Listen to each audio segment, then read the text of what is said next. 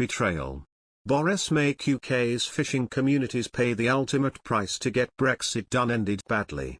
Boris Johnson has been accused of betraying the fishing industry in a bid to try and get Brexit done. Last year, the Prime Minister signed the historic Brexit trade deal with the European Union. However, a former MEP has lashed out at Mr. Johnson and claimed he has betrayed the fishing communities and has only got half of Brexit done. Former MEP June Mummery told, "I can't tell you how betrayed I feel by Boris. He has betrayed the fishing industry and coastal communities. But the biggest betrayal is our ocean and Mother Nature. He has betrayed them as well. Our ocean is in crisis. It is betrayal." She went on to say how when Britain departed the EU, the UK should have taken full control back and she had great hopes. Ms. Mummery continued, "I thought we would take back control. We would rebuild our coastal communities. The UK could have been one of the best sustainable fishing industries in the world. At the moment, the problem is we have no fish. There is no fish out there. The channel is barren because there are still 1,700 EU vessels trawling our waters unpoliced. No one is looking at that." The former MEP went on to add how she does not see any positives going into next year and said the UK still has 4 more years of this. Ms. Mummery added, "I do not see any positives going into 2022. We have a bunch of clowns negotiating. We have 4 more years of this. After 4 years, we are still tied to tariffs, aviation and energy. We are being sold out." She went on to accuse the 186 coastal MPs of also betraying their constituents and demanded more new bums on seats on Parliament. Ms. Mummery continued, "They are a disgrace. I blame 186 MPs who have done absolutely nothing. They are the betrayers. They have betrayed their constituencies. The people trusted them.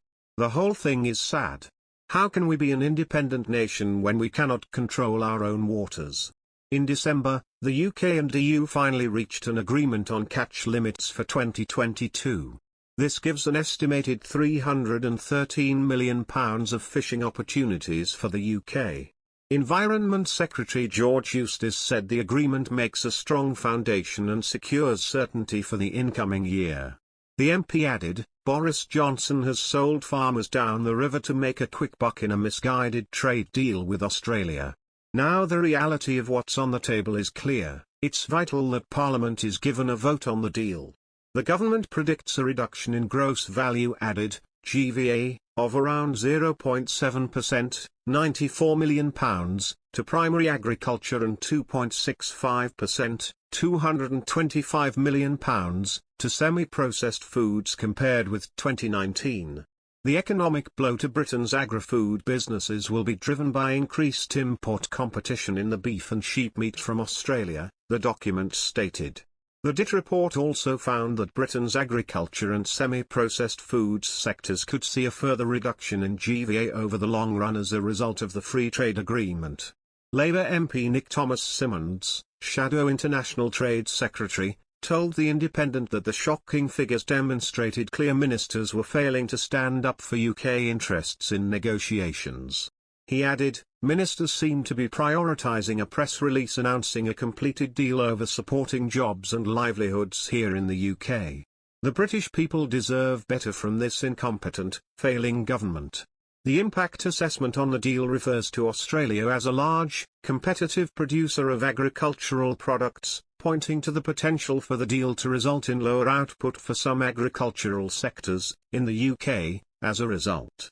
Meanwhile, an independent study on the Australia and soon-to-be finalised New Zealand trade deals found that the losers from these deals are much more concentrated in parts of the agricultural sector. The Resolution Foundation think tank said the government appears to be showing a willingness to accept some losses in less productive and competitive domestic industries, even in highly politically sensitive industries such as agriculture, in order to deliver its Global Britain agenda. The UK's manufacturing sectors, such as motor vehicles and machinery and equipment industry, are expected to gain the most from the Australia deal, according to the impact assessment.